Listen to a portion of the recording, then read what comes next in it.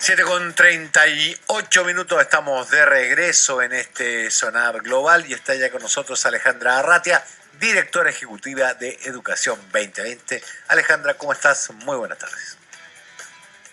Hola, buenas tardes Pablo, Rafa, a todas las personas que nos escuchan también. Muy buena tarde, ya se acaba el miércoles. Bueno, pero nos queda un tiempo para conversar sobre un tema que yo creo que nunca va a dejar de tener cierta polémica, ¿no? La vuelta a clase. ¿Cómo está la vuelta a clase en este contexto? Yo estaba mirando las declaraciones del presidente del Colegio de Profesores que habla de presión indebida a propósito de este dictamen que obliga a los establecimientos a retomar las clases presenciales. ¿Cómo lo ven desde Educación 2020 ustedes este tema del retorno? Sí.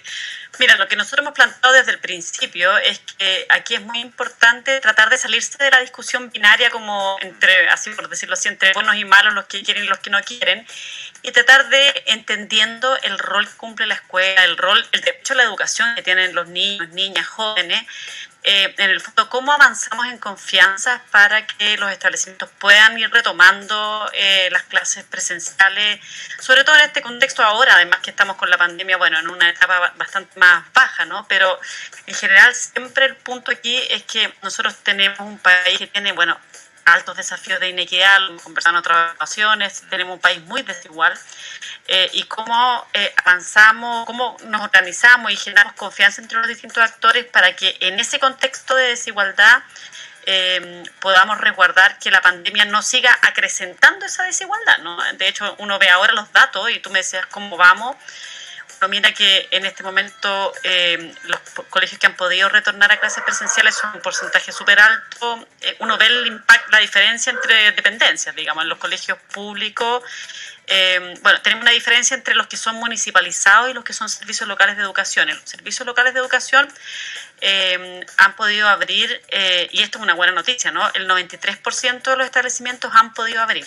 En cambio, en los municipalizados, solo el 61%. Pero cuando uno mira, bueno, particular subvencionado es muy parecido a los servicios locales, pero cuando uno mira el mundo privado, particular pagado, los que han abierto es el 97%.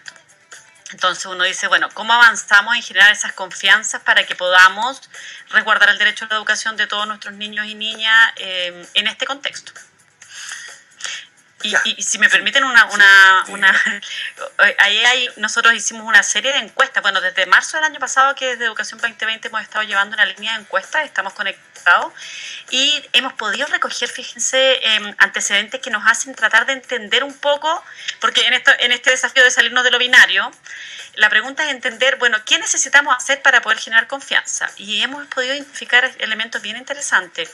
El primero es que pese a todo lo que uno hubiera pensado, lo que a veces se ve en el debate público, los padres, madres, los apoderados, las personas adultas que tienen niños a cargo, digamos, plantean que lo principal para no querer mandar a sus hijos a los establecimientos educacionales es la preocupación de que los niños no van a cumplir las medidas sanitarias. En el fondo, como que no van a cumplir el distanciamiento, el uso de la mascarilla, el lavarse las manos, etcétera. Entonces ahí, bueno, hay un elemento que nos permite, bueno, cómo trabajamos, que nos permite identificar cómo trabajamos para generar confianza, ¿no?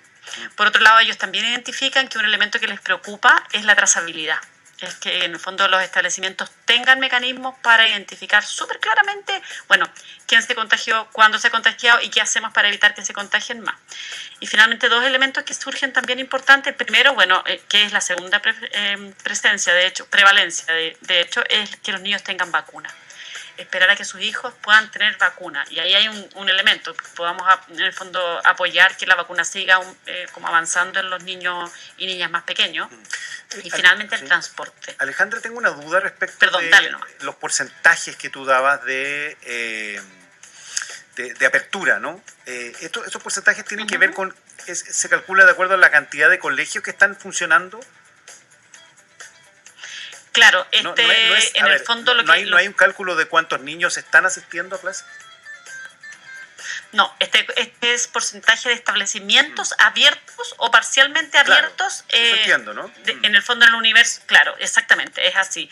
Ahora, y esto, mira, hay una alianza súper, para reconocer la autoría, digamos, hay una alianza súper interesante que se hizo entre la Universidad de Chile y la Universidad Católica, la Facultad de el CIAE de la Universidad de Chile, el Centro de Investigación Avanzado en Educación y la Escuela de Gobierno de la Universidad Católica, que están haciendo unas encuestas de monitoreo de colegios abiertos en tiempos de pandemia. Tienen un reporte, tengo entendido que es quincenal, y en este reporte, en el último, ellos nos muestran estos datos, digamos. Porque es posible que un colegio esté abierto, esté funcionando, todo perfecto en ese sentido, pero que los padres de dicho colegio no estén enviando a sus hijos a clase, o que los estén mandando en un porcentaje muy pequeño. Entonces, ese cálculo como que tiene un problema que impide mirar la realidad con mayor precisión. Totalmente. Ahora, ese dato también se analiza. Mira, hay dos barreras, como dicen ustedes. Eso es totalmente cierto. La primera es que el establecimiento abra y en el fondo pueda recibir a sus niños. La segunda barrera es efectivamente que los adultos responsables tengan la confianza para poder mandar a sus hijos. Y ahí uno ve de nuevo una barrera, y esto es consistente con los datos de nuestra encuesta. Mira, aquí lo que podemos ver es que en los colegios particulares pagados, la asistencia diaria total de estudiantes es del 64%. ¿Ya? Esto es la capacidad, es la asistencia sobre lo que podían ir, porque en el fondo no siempre por aforo, ¿ya?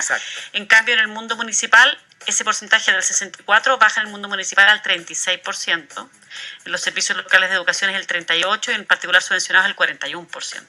Entonces uno puede ver aquí que el desafío que tenemos ahora es cómo generamos confianza para que los adultos envíen a sus hijos a los establecimientos educacionales. Y ahí nosotros identificamos estos 4 grandes ámbitos que te decíamos nosotros. En el fondo, el tema de cómo transmitirles tranquilidad, confianza a los padres, madres, apoderados de que sus hijos sí van a seguir las medidas.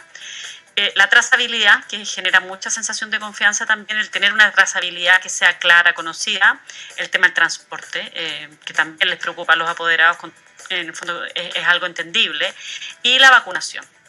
De hecho, cuando uno ve, por ejemplo, nosotros en nuestra encuesta nosotros preguntamos si es que independiente de las cifras, ellos preferirían no mandar a sus hijos a la escuela por todo este año.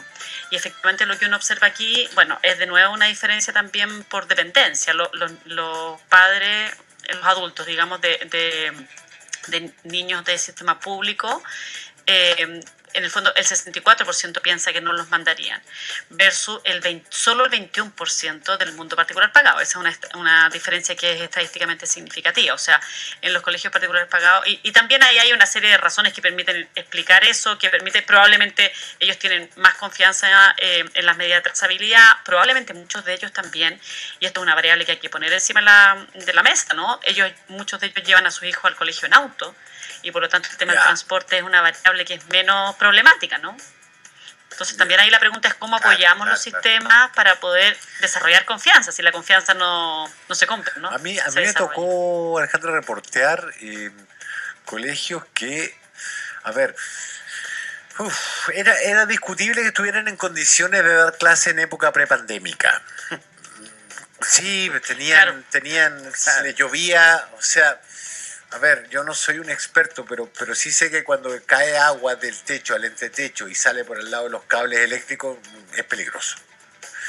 Tenían el piso con hoyos, el piso de madera con hoyos, con lugares donde tenían que poner...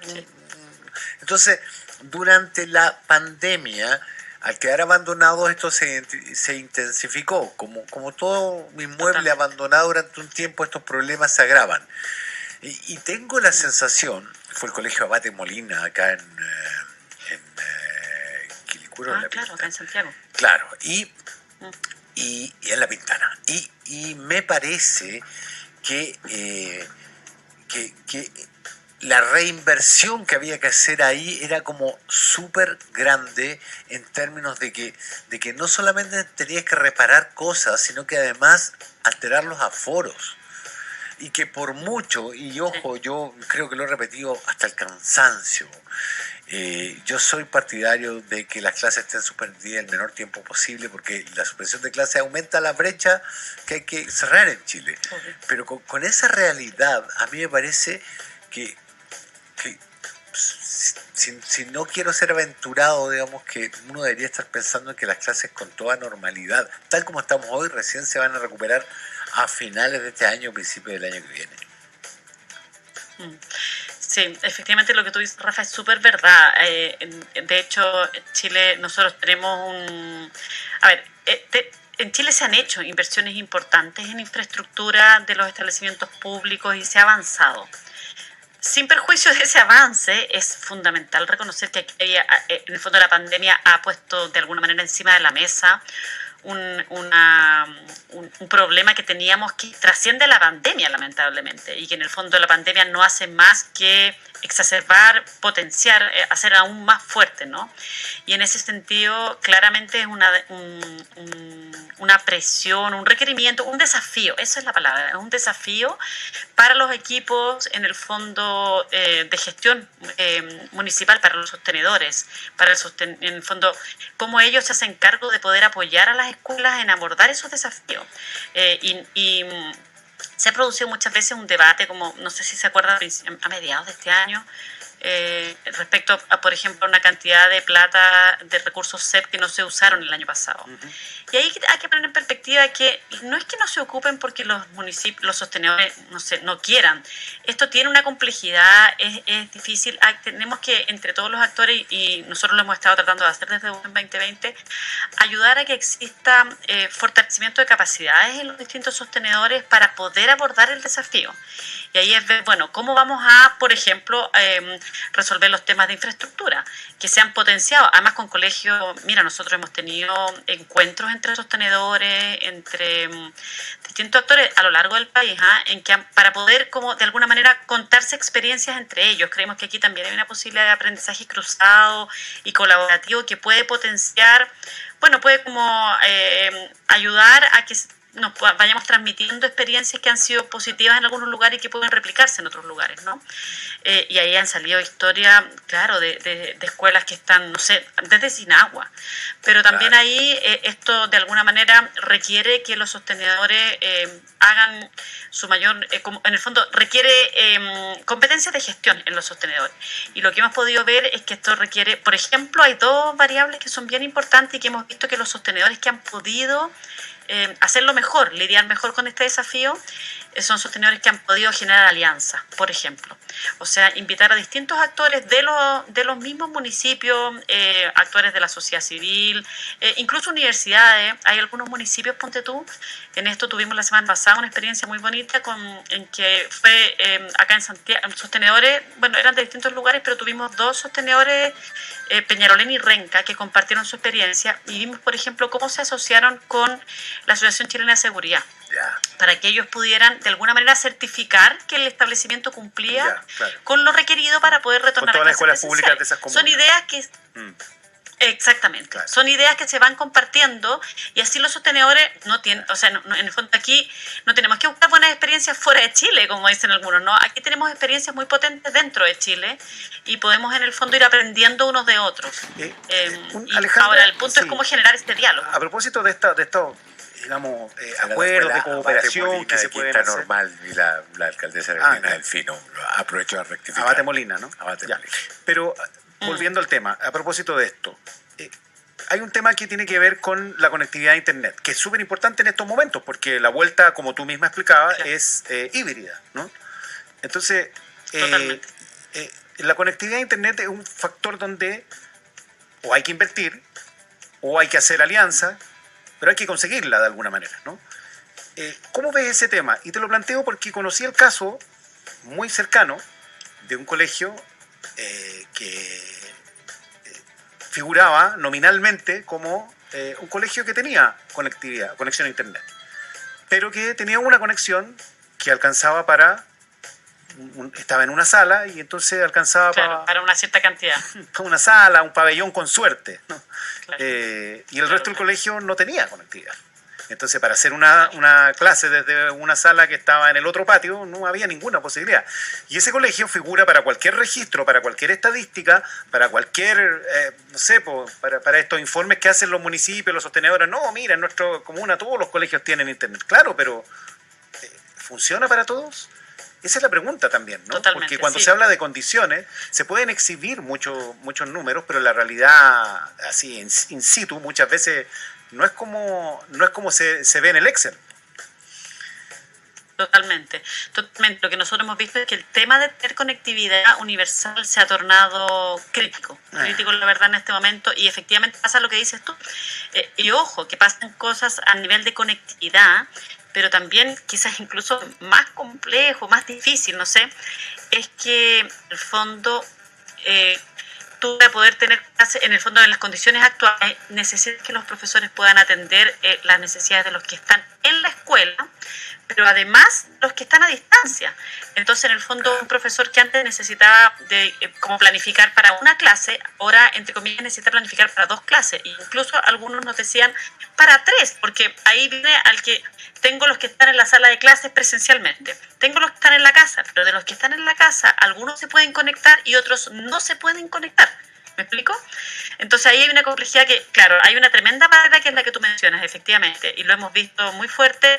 También hemos visto en todo caso, y contaban, incluso en esta reunión la semana pasada, cómo, por ejemplo, ha servido, las alianzas han sido de mucha utilidad para poder llegar con mayor conectividad a todo. O sea, llegar con conectividad es algo que requiere alianza, colaboración entre distintos actores.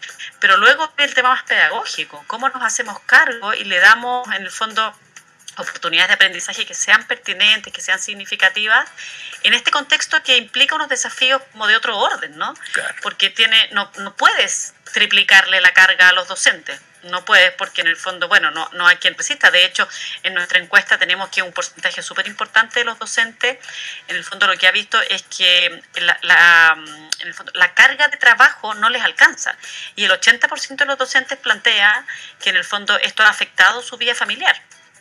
¿Entiendes? Y ahí nuevamente, bueno, se ve que afecta más incluso a las mujeres.